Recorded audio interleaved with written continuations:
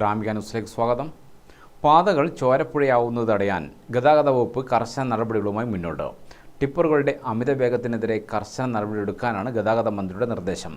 വേഗപ്പൂട്ടഴിച്ച് ഓടുന്നതും സോഫ്റ്റ്വെയറിൽ മാറ്റം വരുത്തുന്നതും പ്രധാനമായും പരിശോധിക്കും. ആദ്യഘട്ടത്തിൽ കൊല്ലം എൻഫോഴ്സ്മെന്റ് RTOയ്ക്കായിരുന്നു മന്ത്രി ഈ നിർദ്ദേശം നൽകിയിരുന്നത്.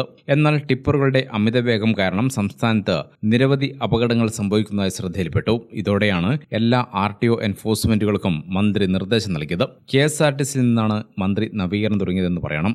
ജോലി സമയത്ത് മദ്യപിച്ചോ മദ്യം കൊണ്ടോ വരുന്ന ജീവനക്കാരെ കണ്ടെത്താൻ ഈ മാസം 2 തവണയാണ് പരിശോധന നടത്തിയത്. 2 തവണയും നിയമലംഘനം നടത്തിയതായി കണ്ടെത്തിയവർക്കെതിരെ നടപടിയും എടുത്തിരുന്നു. എല്ലാവരും തന്നെ സസ്പെൻഷനിലായി. നിയമം ലംഘിച്ചെത്തിയ താൽക്കാലിക ജീവനക്കാരെ പിരിച്ചുവിടുകയും ചെയ്തു. അതീവ ജാഗ്രതയും ശ്രദ്ധയും ആവശ്യമുള്ളതാണ് വാഹനം ഓടിക്കലും വാഹനത്തിന്റെ സുരക്ഷയുമെന്ന് ഊന്നിപ്പറയുകയാണ് ഗതാഗത മന്ത്രി KB Ganesh Kumar. News desk Gramika.